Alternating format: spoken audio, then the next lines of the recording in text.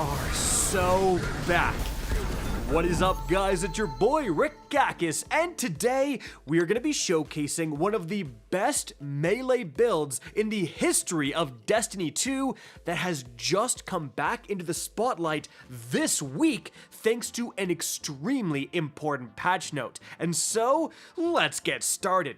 First of all, guys, I've partnered with Mobalytics, your source for Destiny 2 builds. Simply click the link in the description down below and you can see this build laid out in an easy to read, easy to understand format, including dim links. After you've watched the video, of course, so you know how it works.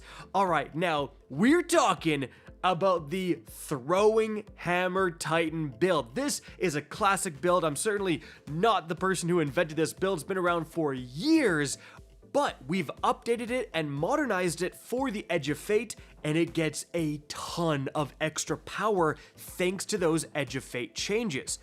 But when the Edge of Fate actually came out, this build was dead. No one was using it because Bungie broke the throwing hammer pickup mechanics. When you would throw your throwing hammer, it would bounce off your target and go right through you, and you would have to wait until it stopped bouncing on the ground for you to go and pick it up. This prevented you being able to spam your throwing hammer, and again, it completely killed the build.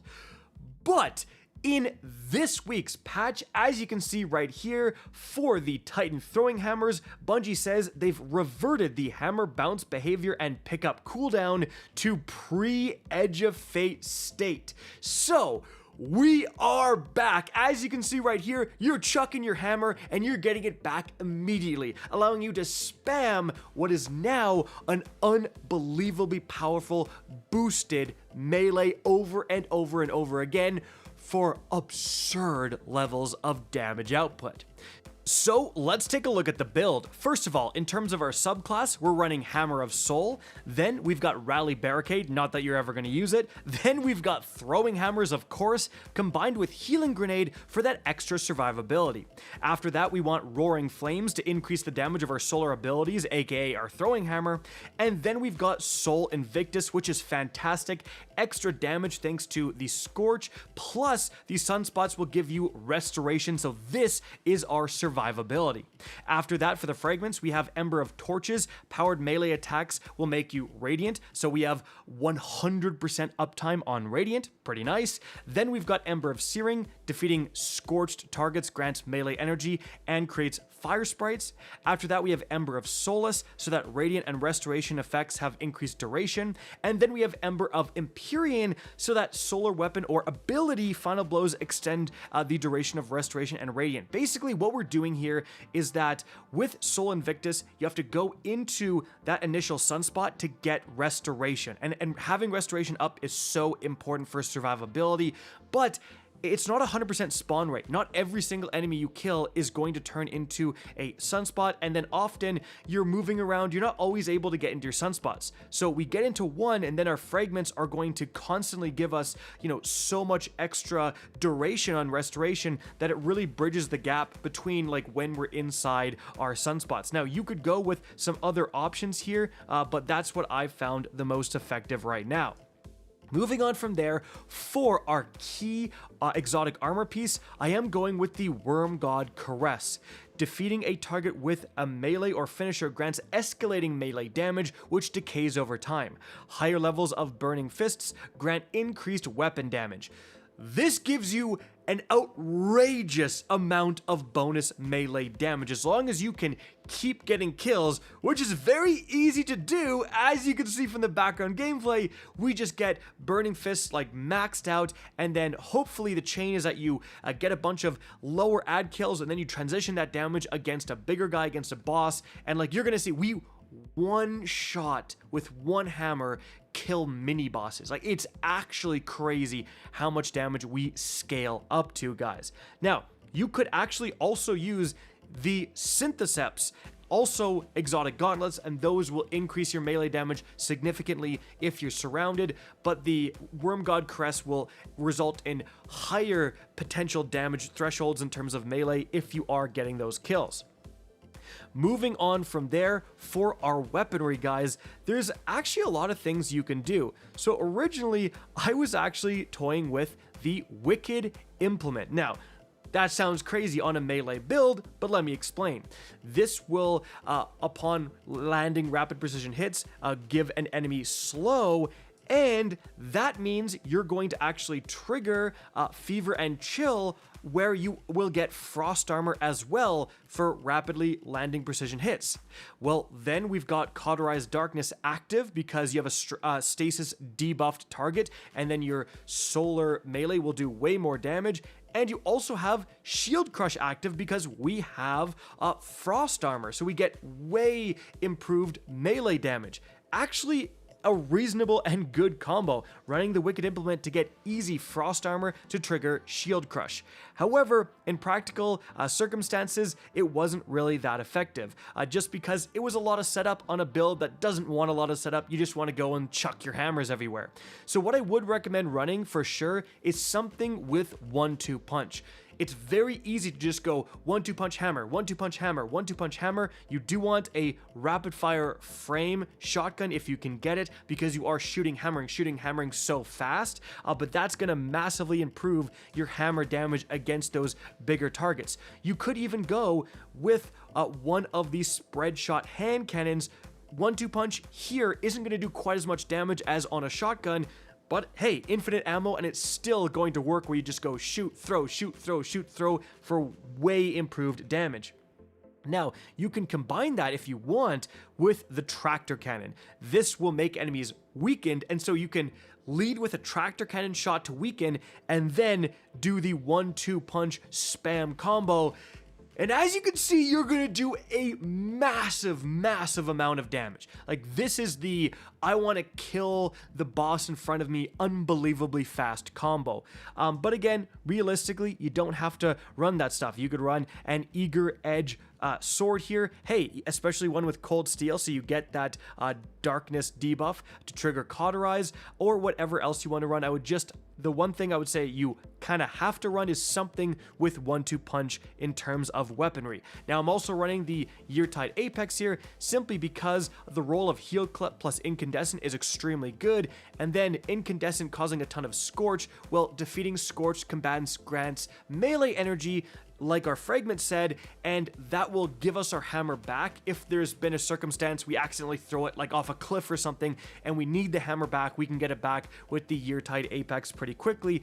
And again, Pugilist on the Perfect Paradox for the same reason. It's the, oh no, I've lost my hammer, I need to get it back right away. You have weapons that can help you do that, guys. But again, you are super open-ended with what weapons you want to use. But moving on from there, let's talk about armor, and firstly, let's talk about what stats you want. Number one, as much melee as you can get. The key numbers to reach here are 160 or 180 or just pure 200. So 160 allows us to get to 200 with 2 melee fonts. 180 would mean we only need 1 melee font to reach 200. So if you had 180, get rid of a melee font and add an impact induction, so we're getting our grenade with all those hammer kills, guys. And then I am going with a high super, simply because I was farming the heck out of K1, and if you don't know, the Hammer of Soul will go right through the K1 Hive boss's shields, allowing you to get unbelievably fast farming times. And also, I actually really do like Hammer of Soul on this build. You're getting your super a ton thanks to some of our armor mods, which we'll look at in a sec. So having extra super damage is actually great here, but going into grenades, you get more healing grenades, and also speccing into weapons just so your weapons do more damage is also extremely valuable. Heck, even health. The main thing is like melee, and then you can kind of tailor this build around whatever else you want in terms of abilities. Like, there's actually no wrong answer, except for not going for max melee. That would be wrong. Go for that first. All right, now as for the armor mods here, we are using hands-on on our helmet. Again, like, because of this, we're getting a lot of supers. That's why I'm going with the Paragon as kind of the main armor archetype I am looking for, melee and super. Actually, it's super main stat, then melee secondary stat. Then we've got a kinetic siphon for our 1-2 punch shotgun, and then a super font for even more super damage. Like, we are just crushing with those hammers. Then again, double melee font, and you really need a heavy-handed. This is crazy because your hammer is just an instant recharge powered melee. It's kind of like the Skullfort Infinite Melee Titan build I posted a while ago. Like, you are just getting heavy-handed activations as much as you're able to. It's crazy good. For the chest piece, just go with whatever resistance is based on the activity you're actually doing. Then for the legs here, guys, we've got a recuperation for healing, absolution because why not, and then we are using an elemental charge just because we're genning so many fire sprites. This is actually really good for just always giving us a way to have our armor charges so our fonts are always up. And then finally, I've got double time dilation. Again, we just want 100% uptime on those fonts. Like, we want it to be like the first enemy you kill, heavy-handed triggers, you pick up an orb, and then you just start chaining from there, and then you never lose your fonts. We also have an outreach. Like, you are never using your melee ability, or your class ability, sorry, which is why if you do have tier 5 armor, always do minus class. You're literally just never using your class except for when you lose your hammer, and then you can get a tiny bump of melee thanks to outreach. That's pretty much it, guys. Now, I would also say the Solstice armor, I'm one away from the 4-piece. The 4-piece is actually pretty good. Rapid solar final blows heal you, and even extra addition of healing thanks to your overall armor. This is a genuine good thing to go for, guys. But after that, we are going to be taking a look at our artifact here. So this one, then one with frost, I just kind of had on. Nothing really here matters too much. Fever and Chill, if you are using solar weapons, or again, if you are going the stasis weapon route to get that frost armor, really good idea to run Fever and Chill. And again, like, we actually can use that to get frost armor very easily if you are running something like the Wicked Implement or whatever other stasis weapon you want to use. Same with Cauterized Darkness if you're going the stasis route. Then we've got Shoulder to Shoulder, Elemental Coalescence, actually not bad at all, guys. Then we really want Radiant Shrapnel, like, because we are Radiant 100% of the time. Radiant Shrapnel is super easy to trigger. Like, if we're doing the 1-2 punch shenanigans with our shotgun, like, it's just so easy to pop off with extra scorching damage. And again, Shield Crush, especially again if you are going the frost armor route, this is a must, guys. Overall, this build is, I mean, it's back, baby, and it's back because of the 200 melee stat. Like, this is just such a massive extra degree of damage. Worm God is also just doing so much extra melee damage combined with 1-2 punch that lasts for, you know, longer. It's so easy to activate here, guys, and you just have an insane amount of damage in a very short period of time that you can spam. If you did see my infinite melee prismatic titan build, that build has more survivability because with the hammer titan, you basically have no damage resistance unless you are going the Wicked Implement frost armor route. But what you do have is a ton of healing, like healing grenades. You get cured every time you pick up a hammer, and you also get constant restoration. You are just healing non-stop. But again, you don't have amplified frost armor most of the time, woven mail. That stuff is missing from this build. So while you do have a massive amount of survivability in terms of your healing, you will just sometimes randomly die to a champion that just nukes you because your damage resistance isn't great.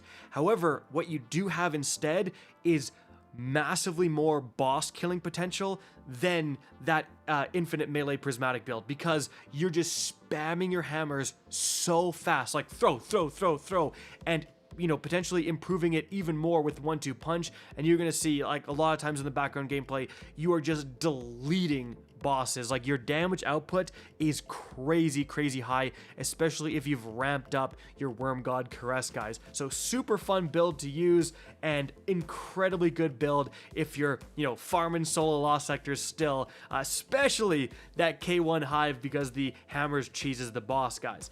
that is it for the video. I hope you enjoyed and found this informative. If you did, please remember to help me out by simply rating and especially sharing this video. If you guys want to see more Destiny 2 content similar to this, don't be afraid to slap that subscribe button. If you want to get in touch with me and keep up to date with the latest channel activity, the best way is to follow me on Twitter at RickCacus, that is linked in the description down below. Again, hope you enjoyed the video, and as always, have a good day.